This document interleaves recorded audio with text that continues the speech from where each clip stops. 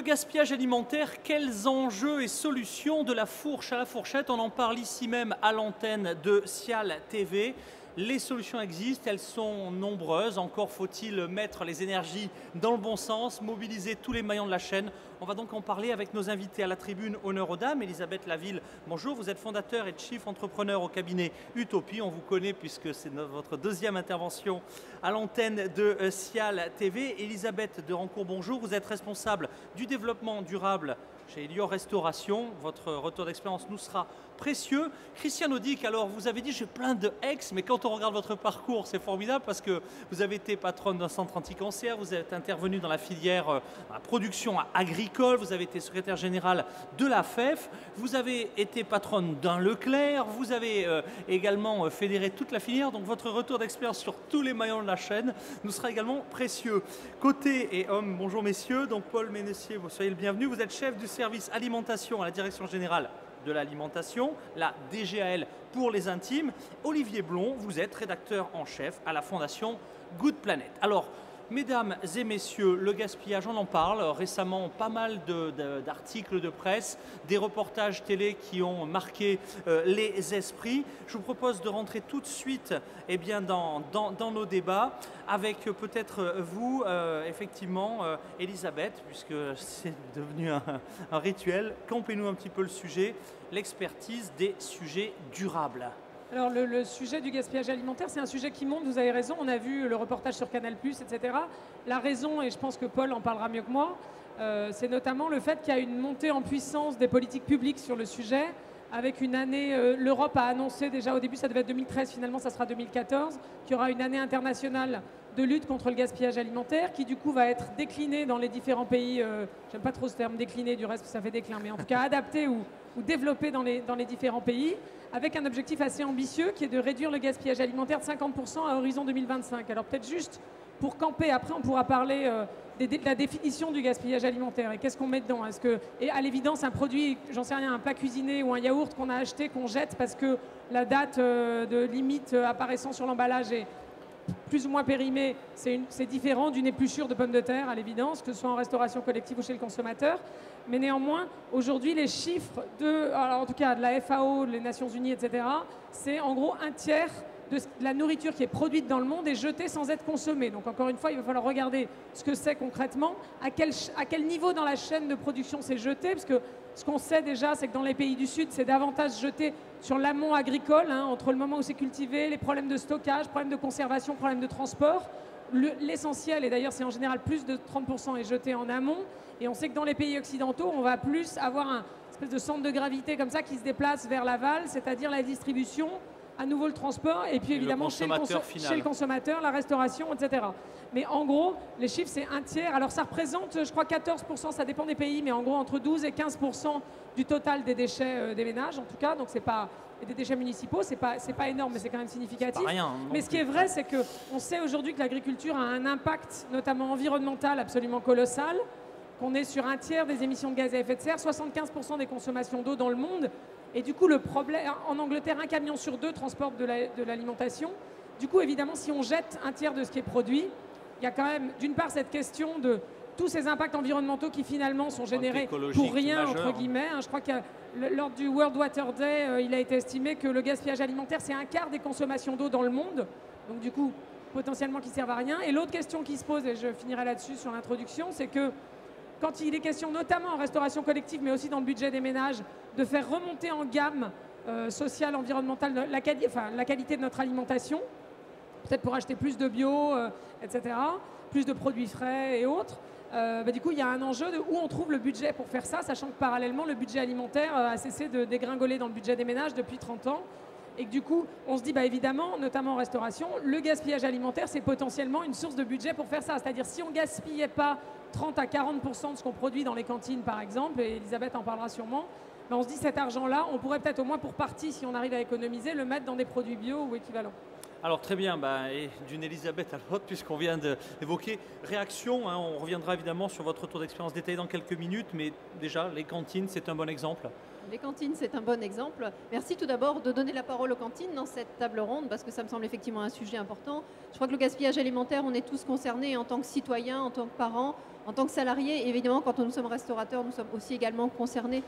Ce que je voudrais peut-être quand même en préalable préciser, sans essayer de rentrer dans une définition, parce que je sais que des travaux vont s'ouvrir et vont prendre sans doute de nombreux mois pour définir vraiment ce qu'est ce gaspillage alimentaire, j'aimerais quand même qu'on essaye de faire le distinguo dans cette table ronde aujourd'hui entre ce que sont des déchets et ce qui est réellement du gaspillage alimentaire. Ce que soulignait Elisabeth tout à l'heure, c'est qu'effectivement, quand un restaurateur s'engage dans une restauration plus durable, il va notamment se tourner beaucoup plus vers des produits locaux, vers des produits frais, des produits qu'il va travailler, qu'il va élaborer dans son restaurant. Ce qui veut dire de manière évidente, conséquente, qu'il va y avoir plus de déchets dans ses poubelles. Les épluchures vont venir là, alors qu'auparavant, elles venaient peut-être dans les bacs de nos industries agroalimentaires. Donc qu'on ne confonde pas ce qui est un volume de déchets avec ce qui est réellement du gaspillage. Le gaspillage, je crois que tout le monde a sa part à prendre dans ce chantier qui s'ouvre.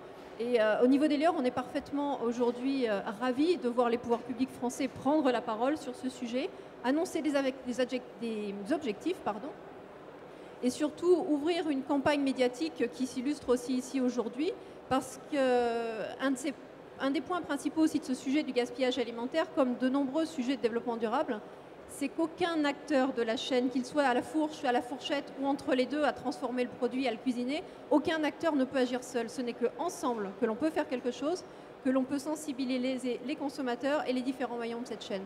Et effectivement, pour ça, la prise de parole des pouvoirs publics, l'ouverture d'un certain nombre de moyens, dont va sans doute nous parler M. Mencier tout à l'heure, était fondamentale. Ah ben justement, je lui passe tout de suite la parole, Paul Mencier. Alors, périmé, il n'a pas été mangé. C'est vraiment quelque chose qui est dans l'ADN pratiquement du consommateur des 20 dernières années.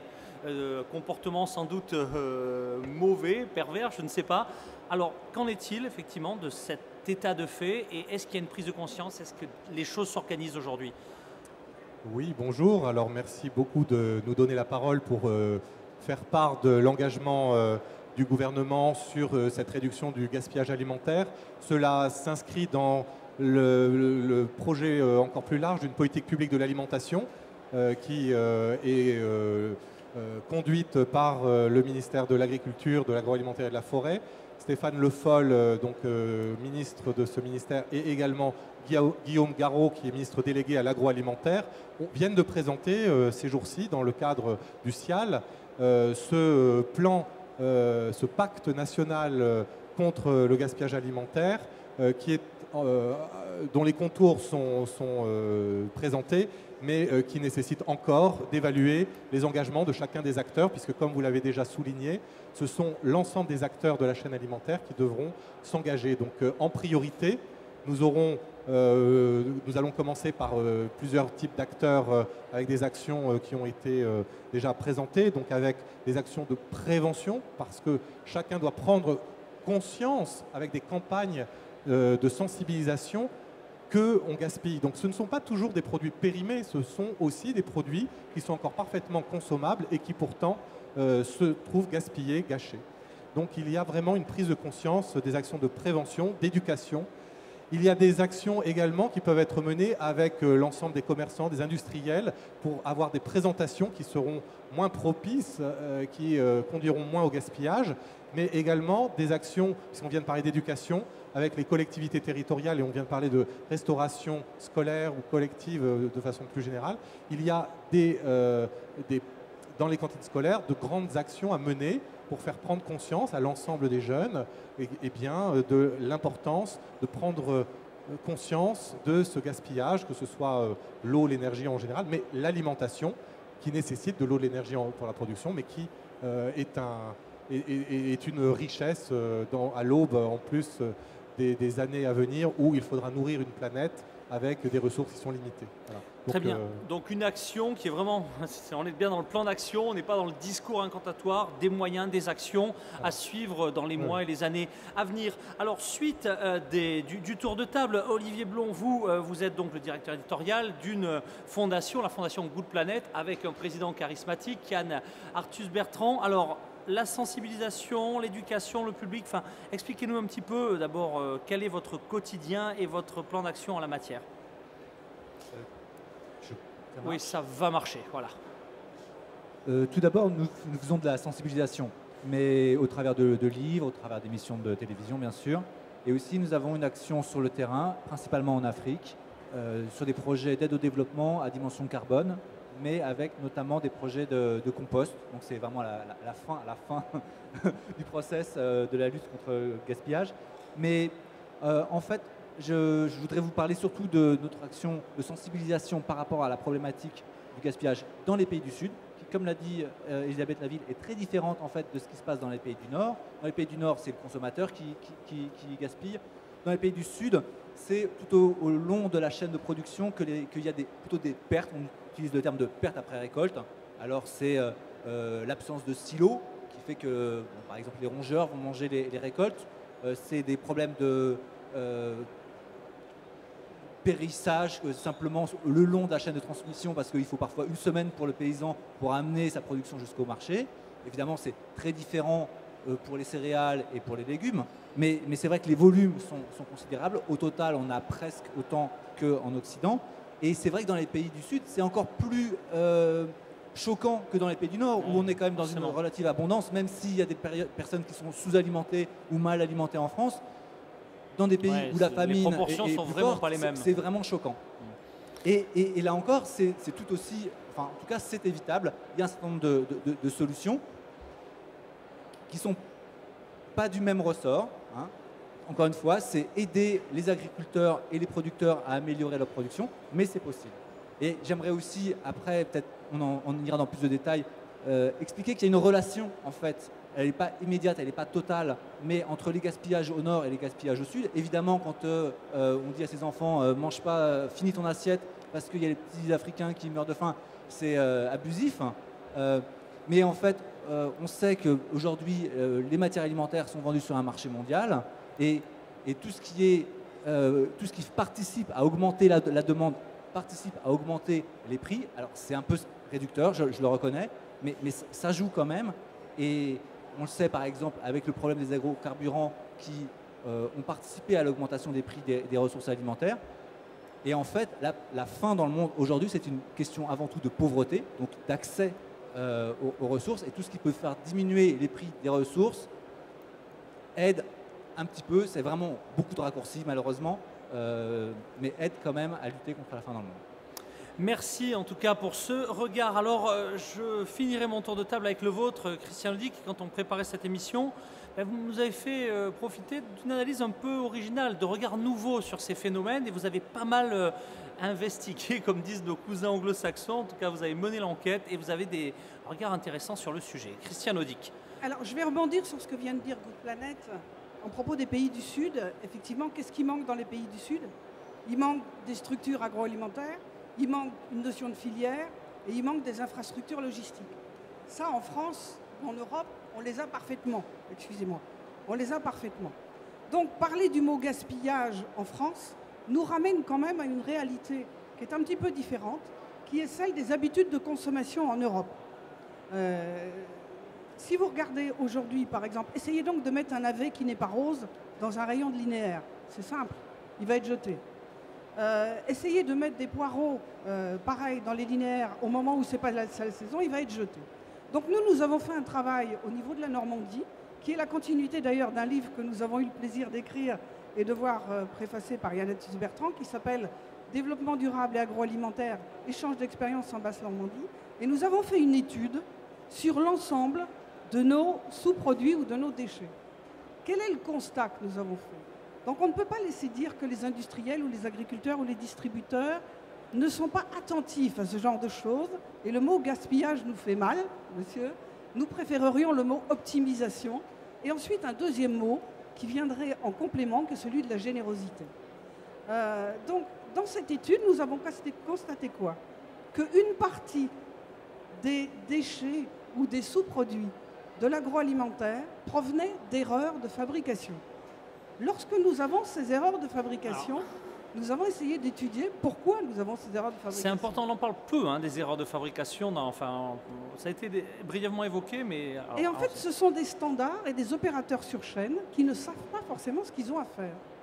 Donc on n'est pas resté là en train de se dire « Ah ben ça, on ne peut pas faire autrement ». Si, on peut faire autrement. Et on peut faire autrement en apportant à ces opérateurs la considération qu'ils méritent et la formation qu'ils méritent.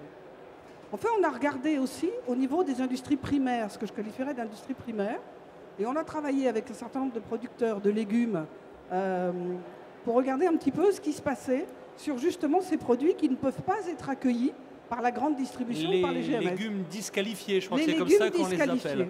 Eh bien, ces légumes disqualifiés, il y a deux possibilités. Je suis contente que vous soyez là, Elior. C'est effectivement de commencer à faire une préparation, une première transformation qui pourrait correspondre à ce qu'on appelle des PAI et correspondre, vous, à des éléments de portion. Donc là, on a besoin de travailler ensemble. C'est éventuellement de faire des dons, ce qu'on a fait au niveau des ONG type Secours Alimentaire ou Banque Populaire. L'année dernière, on s'est retrouvé avec 2 camions de chou-fleur. Eh bien, nos camions de chou-fleur, ils ont quand même fini à la poubelle parce qu'on s'est rendu compte que les gens ne savaient plus les préparer.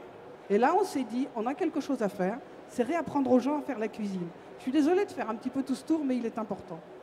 Enfin, on a fait un deuxième point, qui est aujourd'hui de se dire comment reclasser les déchets, ce que vous appelez les déchets, peut-être dans l'alimentation animale. Il y a eu tout un travail qui a été conduit par l'ANIA, la Commission européenne, vous-même à la DGAL et COP de France, qui a abouti à un cahier des charges sur la réutilisation dans l'alimentation animale d'un certain nombre de déchets ou de sous-produits, ce qui oblige les industries agroalimentaires à faire un tri.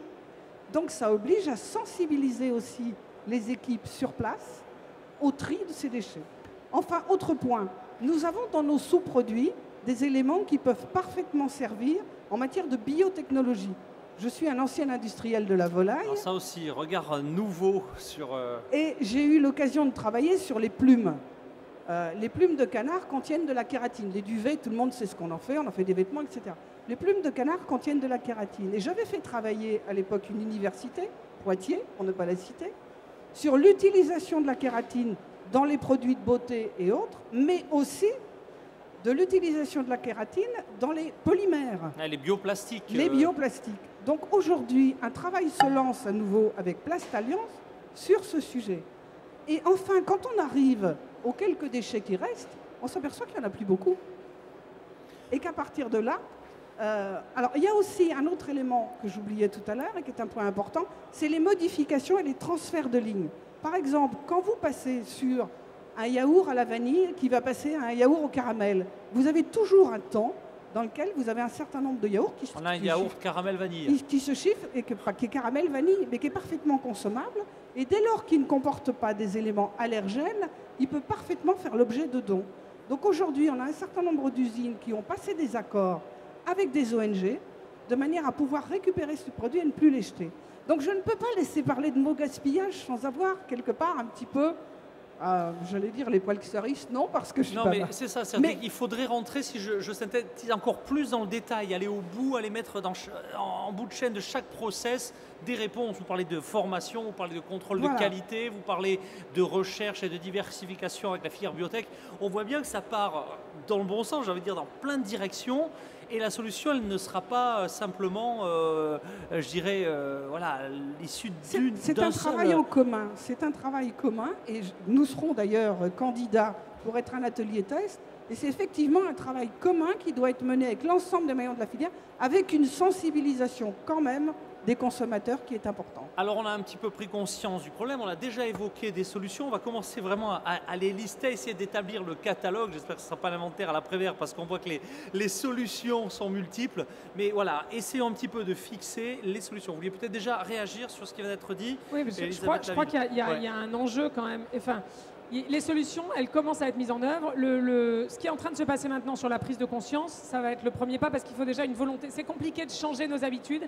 Et si on parle de nos pays occidentaux, on a quand même une société de surconsommation à laquelle on n'est même plus allergique en réaction, etc. Et ce qui se joue notamment dans cette histoire de gaspillage alimentaire, c'est est-ce qu'à un moment on se dit est-ce qu'on peut faire autrement? Est-ce qu'on est suffisamment motivé pour changer nos façons de faire, pour faire autrement? Sachant que ça pose des questions. Quand il va s'agir des entreprises, ça va poser des questions assez basiques. Typiquement, si vous prenez les questions pour un fabricant agroalimentaire, c'est compliqué le gaspillage alimentaire. J'en discutais avec les gens de l'ANIA l'autre jour qui sont très sensibilisés au sujet. C'est compliqué parce que c'est un tiers de nourriture qu'on jette.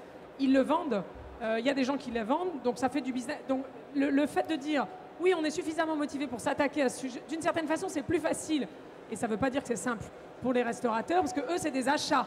C'est-à-dire qu'ils achètent cette matière-là. L'autre Elisabeth du plateau vient directement. Alors, j'ai une phrase, un réflexe reptilien. Alors, un droit de réponse dans quelques instants. C'est pour ça que j'ai insisté sur ça. Ne veut pas dire que c'est simple, mais en tout cas pour les fabricants, ça va être beaucoup plus compliqué. Moi, ce que je vois dans les discussions que j'ai avec les deux, on voit bien que la restauration commence à prendre le sujet, a envie de le prendre, voit bien qu'il y a c'est difficile, c'est hyper difficile. Mais on voit qu'il y a une volonté d'avancer. Prise de conscience chez les restaurateurs, nous on a travaillé avec Cogent, qui est une petite enseigne parisienne, qui a trouvé un moyen. On a trouvé un moyen parce qu'ils sont ouverts que le midi, ils jetaient une grosse partie de ce qu'ils préparaient. Donc même en essayant d'adapter, ils n'y arrivent pas complètement. Bon, on a passé un accord avec la Shorba, qui est une association, et les banques alimentaires.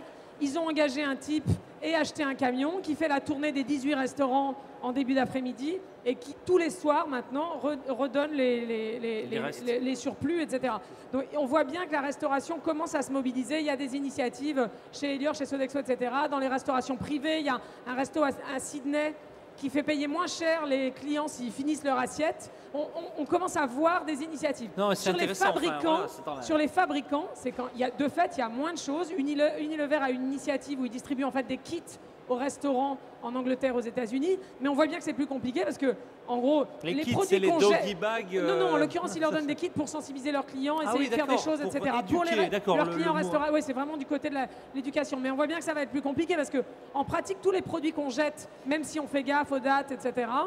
Je ne vais pas dire que ça arrange, mais en tout cas, ça va poser une question de business.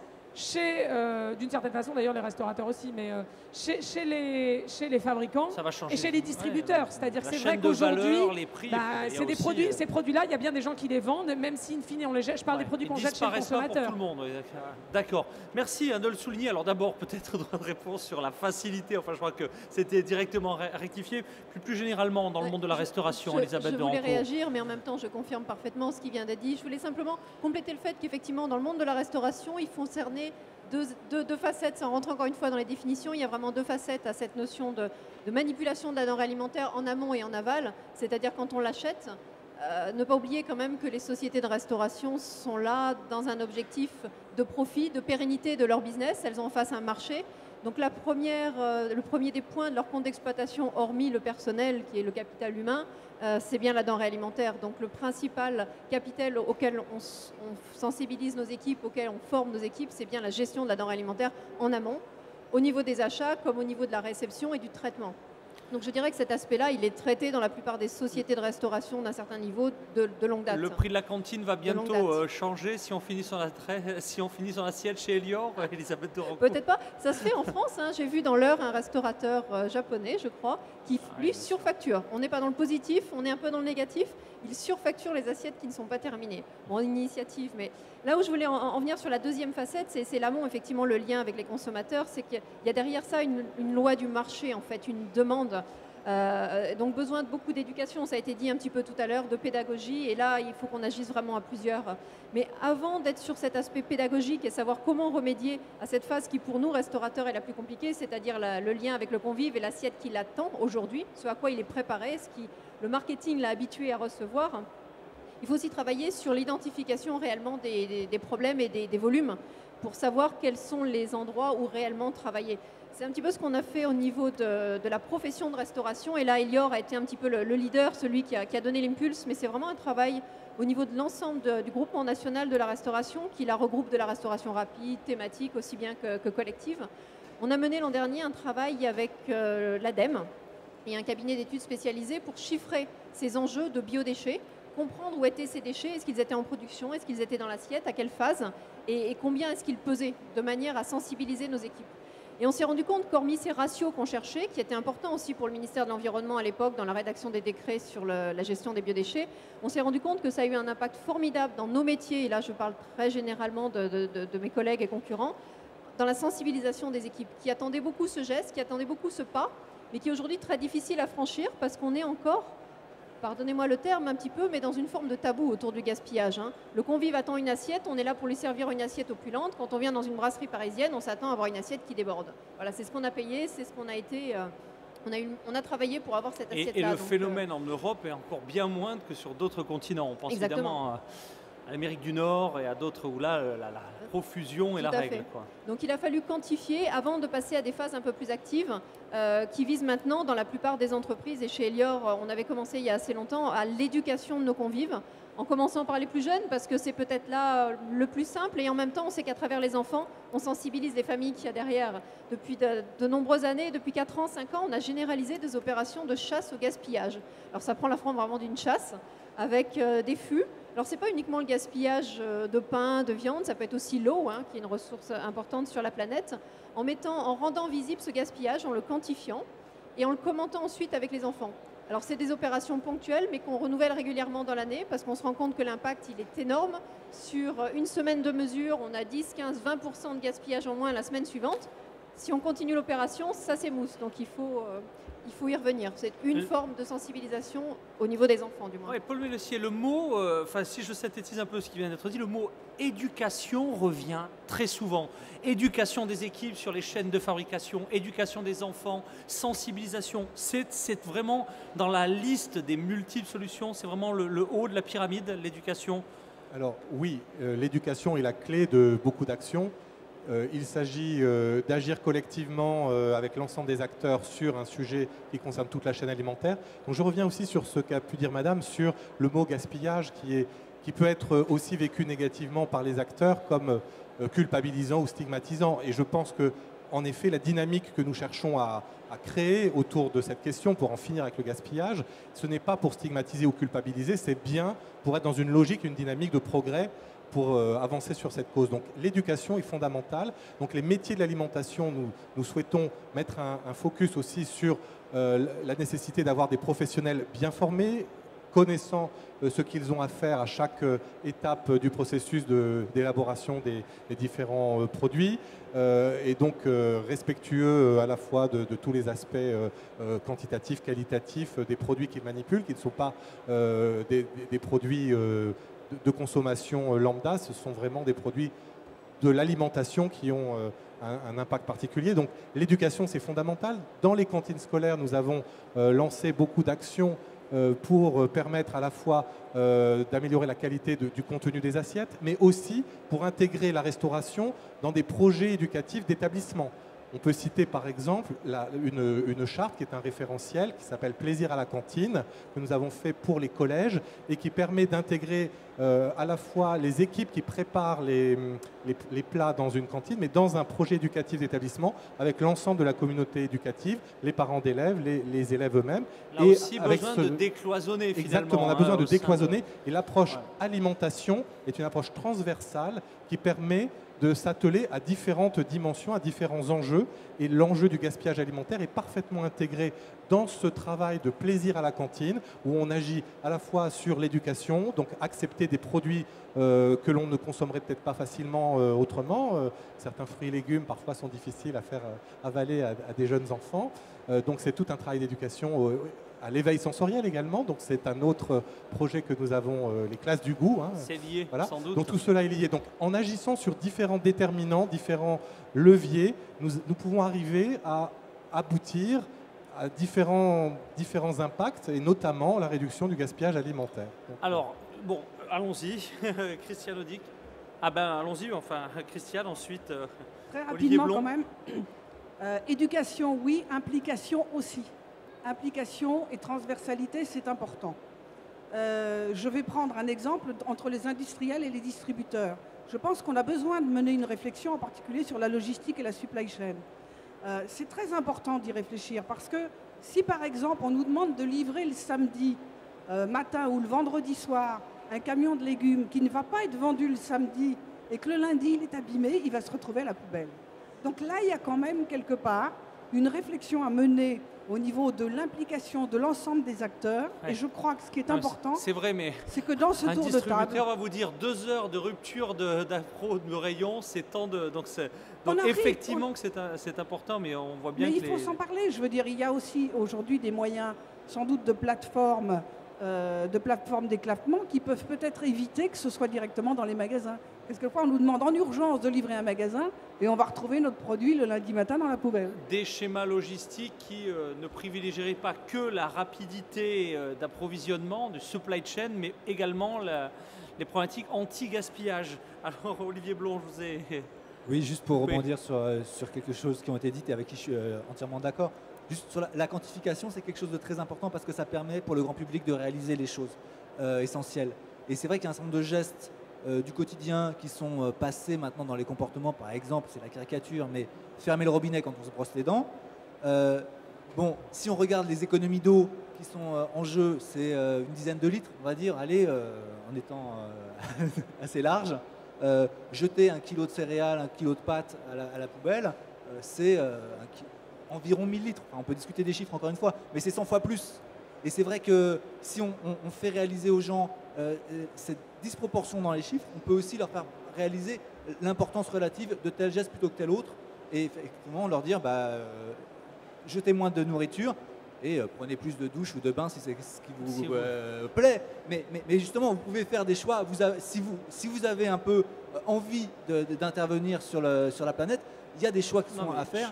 Et ce n'est pas forcément ceux auxquels on pense. Mais je pense que, vous avez raison, c'est l'exemple du restaurant est éloquent et fait en une demi-seconde prendre conscience, l'image du prenez plus de bains si vous jetez moins.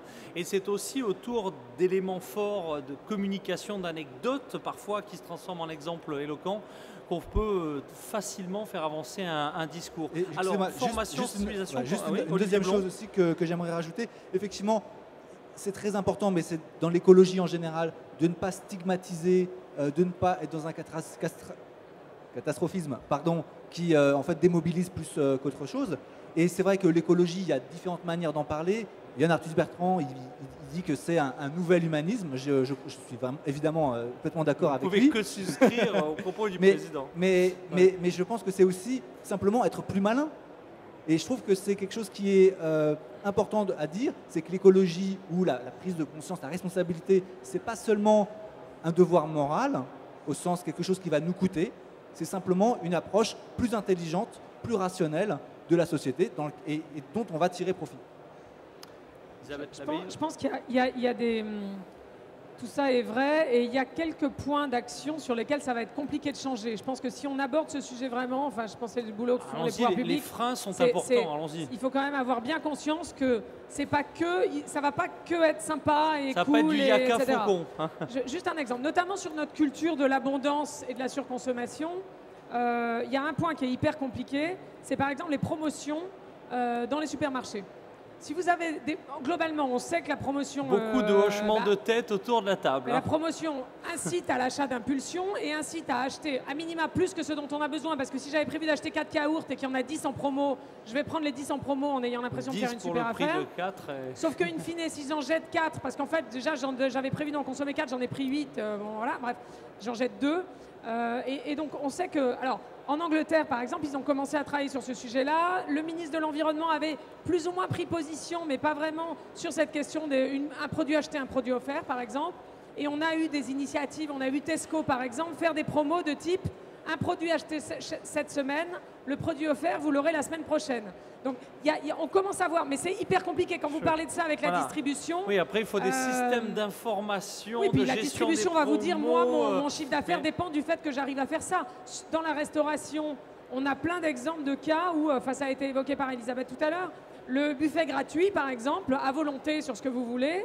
On le voit, y compris dans les cantines, hein, le plateau où vous avez, j'en sais rien, le pain en début de chaîne et où les étudiants prennent plein de pain parce qu'ils ne savent pas ce qu'il y a en plat et qu'ils ne savent pas s'ils ne crèveront pas la dalle en sortant du resto. Du coup, in fine, finalement, le plat est bon et le pain, ils ne le mangent pas. Donc, il y a des solutions qu'expérimentent pour mettre la restauration pour mettre le pain en fin de chaîne, voire sur un poste à part. Mais il y a plein de réflexes comme ça qui vont être quand même hyper compliqué à gérer. Vous parliez des États-Unis, il y a plein de restos aux États-Unis où on a quand même la possibilité d'avoir une demi-assiette sur le même plat. Et au menu, est-ce que vous avez une grosse faim, est-ce que vous avez une petite faim, et vous n'avez pas la même assiette sur le même produit. Ça n'existe pas en France. Quand on voit la taille des normal size aux États-Unis, de toute façon, on imagine bien. Pour parler des États-Unis, moi, je suis toujours estomaqué par l'information, tendant à dire on va lutter contre l'obésité en interdisant les packs de plus de 1 litre ou de 2 litres de soda. c'est sûr que quand on entend de telles mesures, on se dit mais c'est surréaliste. Et en fait, c'est vrai que quand on y réfléchit un petit peu plus, on se dit que si les gens prennent spontanément 2 litres, des fois qu'ils auront encore une petite soif, on voit tout de suite les conséquences en termes de gaspillage. Merci hein, pour ces exemples. Vous vouliez... oui, Elisabeth. Juste dire simplement qu'il va falloir tous faire part d'une certaine humilité quant au temps nécessaire pour faire évoluer cette pratique vis-à-vis des consommateurs. Évaluer parce que c'est un coût pour le consommateur, c'est un coût pour le restaurateur ou l'industriel agroalimentaire. Mais je pense qu'il faut, comme beaucoup de sujets, prendre un certain recul. On ne changera pas les mentalités, on doit tous y œuvrer par différents modes de sensibilisation des adultes, des enfants, des convives. Et puis il faut aussi peut-être renouer avec une tradition agricole française, un lien avec la nourriture. On l'a perdu ce lien en une génération et demie. Là, je prends peut-être la parole de M. Mencier sur le sujet, mais on a perdu ce lien avec ce qu'est le produit alimentaire. Qu'est-ce qu'on consomme? Pourquoi est-ce que finalement c'est plus facile de couper un robinet d'eau? Le paquet de céréales, ça pue tellement de sens. On jette, c'est un paquet, voilà, on l'a payé. On a gagné un salaire, on a pu se le payer, donc on peut le jeter. On a perdu le lien avec ce qu'est cette terre agricole qui nous nourrit et sur laquelle on vit finalement. Parce que tout ça est devenu virtuel.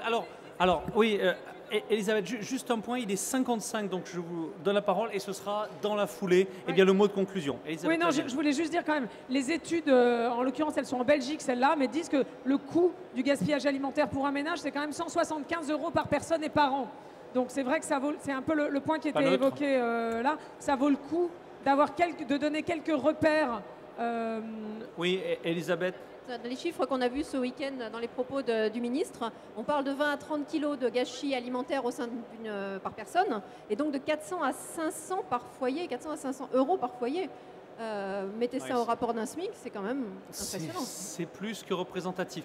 Votre mot de conclusion, le point clé, peut-être un thème aussi, une solution que vous auriez aimé évoquer qui n'a pas été évoquée. Alors, si j'avais une solution, je la donnerais, mais je ne l'ai pas. Je pense qu'il y a un enjeu, c'est de faire émerger l'ensemble des initiatives et des solutions qui commencent à être mises en œuvre et de voir comment est-ce qu'elle marche, est-ce qu'elle ne marche pas. Par exemple, nous, on vient de faire avec l'ADEME une enquête sur le vrac. Est-ce que la vente en vrac, par exemple, sur le gaspillage alimentaire, on ne sait pas aujourd'hui, est-ce qu'il faut plus d'emballage approprié? Donc certains vont vous dire oui, c'est sûr, il faut plus d'emballage. Et l'emballage est la solution. Et d'autres, typiquement Biocop qui était là tout à l'heure, disent plutôt l'inverse. Disent si on fait du vrac, les gens achètent juste la quantité dont ils ont besoin et pas justement 10 produits pour le prix de 4, etc. etc. Donc il va falloir aussi pas mal de recherches pour comprendre exactement, est-ce que la solution c'est plus d'emballage, est-ce que la solution c'est moins d'emballage, peut-être les deux selon les cas. Mais on n'a pas aujourd'hui cette info-là. Voilà, exactement. Merci beaucoup Elisabeth Laville, fondateur et chef entrepreneur du cabinet Utopie. Suite des conclusions, Olivier Blon. Moi non plus, je n'ai pas de réponse. Pas de solution miracle en tout cas. Mais c'est vrai que j'ai commencé en parlant de l'Afrique, et en Afrique, il n'y a quasiment pas de gaspillage au niveau du consommateur, parce que comme vous le disiez, ils ont conscience de la valeur des produits. Et aussi parce qu'ils sont vendus aussi à l'unité, achetés en plus petite quantité. Mais évidemment, la conscience de la valeur de la nourriture qu'on mange est essentielle. Merci, là aussi, donc du retour d'expérience à tirer des enseignements du continent africain. Christiane Audic, votre conclusion?